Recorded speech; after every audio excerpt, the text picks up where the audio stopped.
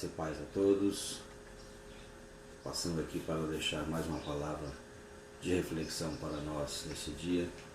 Dia maravilhoso em que o Senhor nos dá o fôlego de vida, em que o Senhor nos concede a liberdade para viver e poder adorá-lo como Ele merece, na beleza da sua santidade. Eu sou o presbítero Rafael e esse aqui é o nosso canal de reflexão. Eu gostaria que você pudesse fazer a sua inscrição, deixar o seu joinha e compartilhar com outras pessoas que também estão precisando, nesse dia, de uma palavra de Deus para a sua vida. Eu quero compartilhar nessa manhã a palavra que está no livro de 1 João, capítulo 5, versículo 12, que diz assim: quem tem o Filho tem a vida, quem não tem o Filho de Deus não tem a vida. Muitos procuram vidas em vários lugares do mundo. Procuram a vida na política, no esporte, na música, no teatro, na televisão, cinema, em vários lugares. Procura a vida às vezes até mesmo nas baladas, nas noitadas, nas drogas, na bebida. Mas as pessoas estão procurando viver as suas vidas de várias formas. Mas somente em Cristo é que nós encontramos a verdadeira vida, pois Ele, ou seja, é em Jesus que nós temos a vida eterna. 1 João 1,2 diz assim: porque a vida foi manifestada e nós a vimos e testificamos dela e vos anunciamos a vida eterna que estava com o Pai e nos foi manifestada. Então a palavra de Deus, ela afirma que a vida que nós temos hoje, ela foi manifestada através de Cristo. Porque o homem sem Deus, não é que ele não está vivendo, mas no sentido de viver e ter a certeza de que se morrer amanhã, ele vai ter uma salvação, a sua alma vai dar uma continuidade, porque o mundo hoje fica perdido entre aonde nós vamos, para onde nós vamos viver, o que será de nós após a morte, né? Que vida nós vamos ter. Muitos ficam querendo descobrir o que tem no pós-morte, e a palavra de Deus diz que quem tem o Filho tem a vida. Ou seja, por mais que se nós morrermos aqui, se nós fecharmos nossos olhos hoje, mas na eternidade nós vamos viver com o Senhor. Essa é a promessa dele, que ele viria para nos levar para estar com ele, independente se eu morri ou se eu estou vivo no momento da sua volta. Tá? Então, a vida que nós temos hoje em Cristo é porque nós o aceitamos como nosso Salvador. A vida ela foi manifestada e nós aceitamos essa vida que é Cristo Jesus. Provérbios 14, 27 diz que o temor do Senhor é fonte de vida para desviar dos laços da morte. Então, se eu temo a Deus, se eu obedeço ao Senhor, se eu cumpro as determinações da palavra do Senhor, então eu tenho vida. E essa vida que eu tenho, ela vai me desviar dos laços da morte. Nós queremos viver, nós queremos desfrutar de gozo, de felicidade, nós queremos nos divertir. E muitas das vezes, ou nesse momento, muitas pessoas estão perdendo a vida porque estão se divertindo de forma errada. Estão buscando vida de forma errada.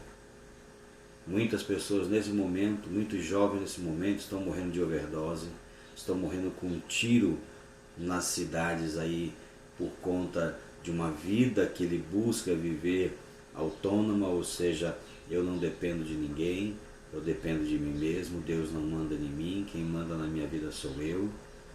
E com isso acabam morrendo precocemente, jovens, ainda muitos adolescentes, principalmente nessas grandes favelas, aonde as pessoas morrem cedo por conta do tráfico de droga, morrem ou por conta de facções contrárias ao que ela segue, ou por conta de uma invasão da polícia, enfim, ela vai morrer cedo.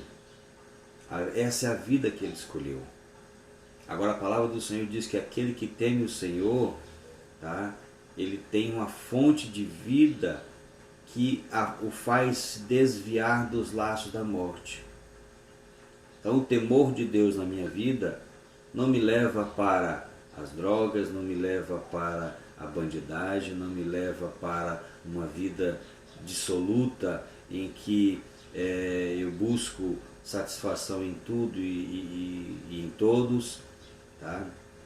Ela me leva para viver em obediência à palavra de Deus. Ser servo do Senhor, ser crente, ser uma pessoa que vive na dependência de Cristo, não é fácil, porque você tem que se abster de muitas coisas, você tem que abandonar muitas práticas que você faz, que você costuma realizar. Você precisa se separar das coisas do mundo para poder viver as coisas de Deus, e isso não é fácil. A sua vida antiga, a sua vida pregressa, você não faz mais, porque agora você vive uma nova vida, você vive em novidade de vida. E essa novidade de vida é que vai fazer com que você venha absorver, venha ter o temor do Senhor nela.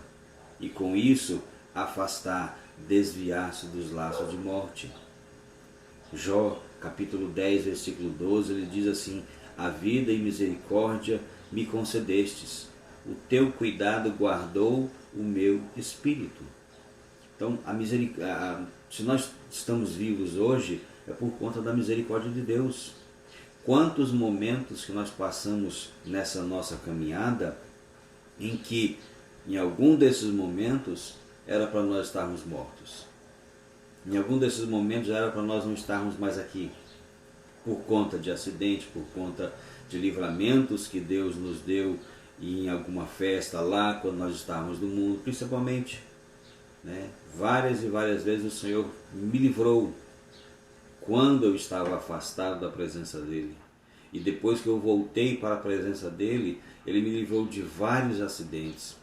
Alguns eu participei, né? Ou seja, eu sofri o acidente de bicicleta, de moto, tá?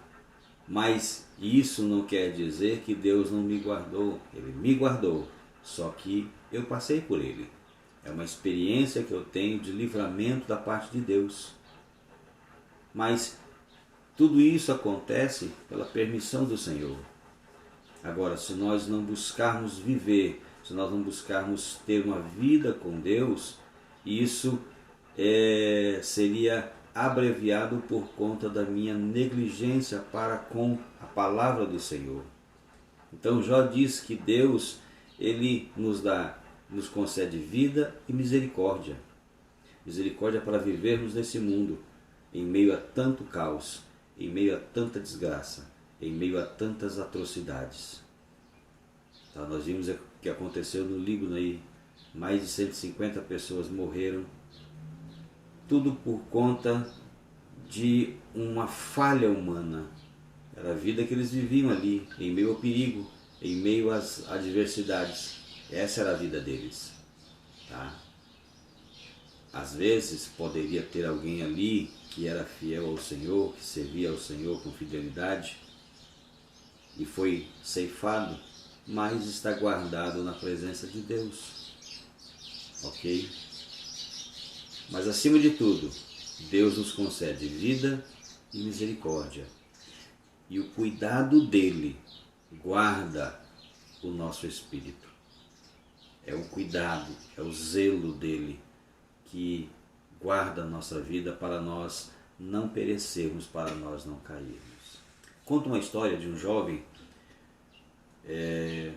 aproximadamente 20 jovens, ainda na sua fase de adolescência, entre 16, 18, 20 anos aproximadamente. Eles foram recrutados durante a Segunda Guerra Mundial e lá no fronte da batalha estavam cercados pelo inimigo, sem possibilidade alguma de sair. Um desses jovens teve uma ideia para resolver a situação da seguinte forma. Ele disse para os seus companheiros: olha, eu vou distrair o inimigo enquanto vocês fogem. Não se preocupem, vai ficar tudo bem. De repente ele sai correndo, gritando e dando assim a oportunidade para os seus companheiros poderem fugir pela floresta e salvar as suas vidas. Ao final da guerra, os jovens sobreviventes retornam para casa e, de uma foto que eles tinham, ele manda pintar um quadro desse amigo lá no campo de batalha, em um ato heróico, e vão até a casa onde morava o pai desse jovem. Ao se apresentarem, ao se informarem quem eram, entrega o presente como lembrança para que o pai o recebesse e tivesse pelo menos um conforto em saber que o seu filho foi um herói. O pai pega o quadro e coloca no lugar de maior destaque da casa, que era a entrada da casa. Ali tinha um quadro valioso que ele havia possuído há alguns anos. Ele retira aquele quadro e coloca o quadro do seu filho no lugar daquele e coloca como se fosse uma etiqueta, né, nomeando aquele quadro de O Filho. Passado alguns anos, esse senhor fica doente.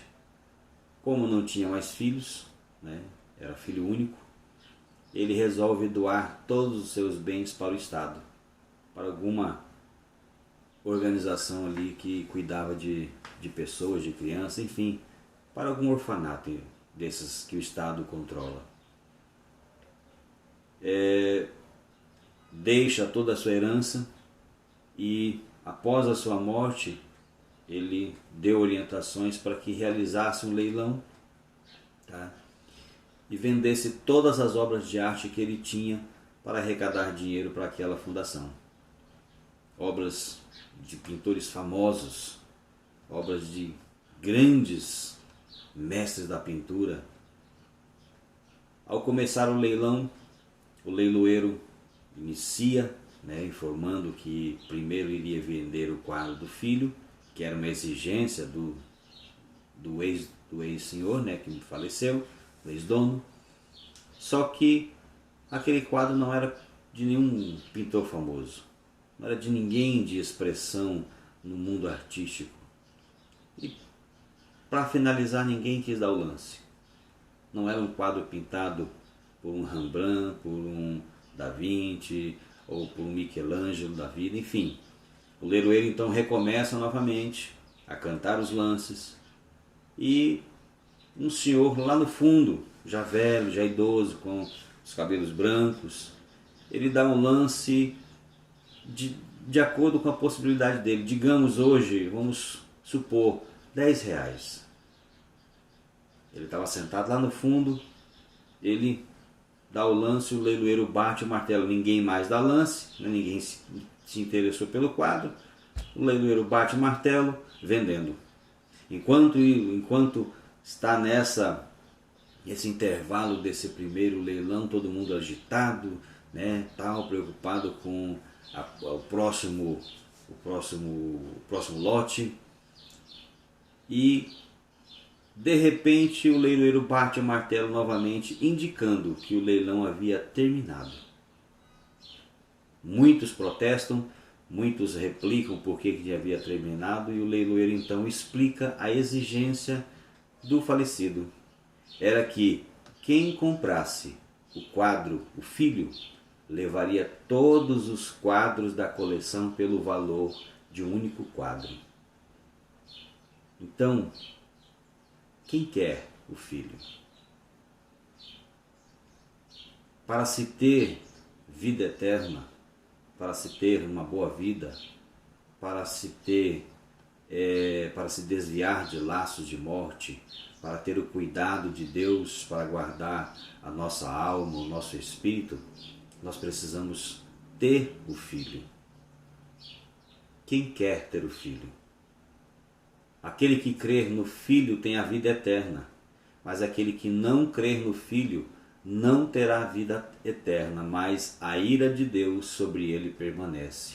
João 3,36. João 6,47 diz: na verdade, vos digo que aquele que crê em mim tem a vida eterna. João 5,26, porque como o Pai tem a vida em si mesmo, assim deu também ao Filho ter a vida em si mesmo. João 6,68, respondeu-lhes, pois, Simão Pedro: Senhor, para quem iremos nós? Tu tens as palavras de vida eterna. 1 João 3,15, qualquer que odeia seu irmão é homicida, e vós sabeis que nenhum homicida tem a vida eterna permanecendo nele.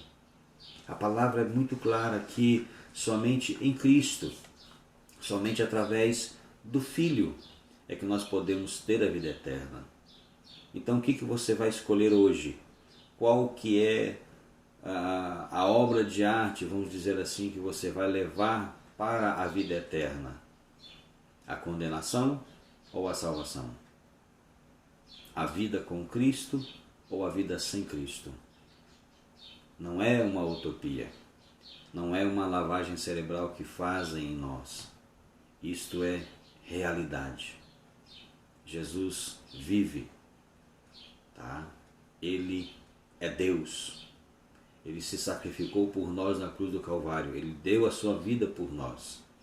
E se Ele deu a sua vida por nós, nós que aceitamos Ele, que recebemos Ele como nosso Salvador, porque não foi nós que o aceitamos, mas sim foi Ele que nos escolheu, segundo a palavra diz, né? Que não é eu que escolho servir a Cristo, é Ele que me escolhe como servidor. Só que eu preciso fazer por onde receber a minha vida de salvação, a minha vida eterna, aceitando Ele como Senhor e Salvador, vivendo de acordo com a vontade dEle. Então não adianta só colocar uma Bíblia debaixo do braço, dizer que vai para a igreja, né? Cantar uma meia dúzia de louvores lá, dar uma meia dúzia de glórias que já está salvo. Não. É ser fiel até a morte. É ser fiel até o fim. Tá, queridos? Então nessa manhã eu deixo essa palavra para você. Você tem vida? Você sabe para onde você vai após você fechar os seus olhos nessa terra? Se chamarem a tua senha hoje, você está preparado para encontrar Cristo do outro lado? Ou para onde você vai? Só existe dois caminhos: salvação e perdição. Não existe meio termo. Não existe um limbo onde a alma vai para ser purificada e depois ela reencarna ou ela vai para, né, o paraíso. Não existe isso. Não existe purgatório para que a alma possa ali ser lavada ou purificada ou santificada em si e os seus pecados serem perdoados para ela poder receber a salvação. Não existe. A nossa vida para nos consertarmos é aqui. É aqui que nós buscamos a redenção, é aqui que nós buscamos a salvação. Acertou a salvação, acertou a redenção, quando morrer, já vai para o lugar determinado, aguardar o arrebatamento, aguardar o julgamento de Deus. Arrebatamento para a igreja e julgamento para o mundo. Certo? Não existe meio termo. Não existe melzinho na chupeta, como muitos pensam. Então eu preciso decidir agora que vida que eu vou viver. Qual é a minha vida? Qual é a história de vida que eu vou ter? Tá bom, queridos? Então eu deixo essa palavra. Quem tem o Filho tem a vida. Quem não tem o Filho de Deus não tem a vida.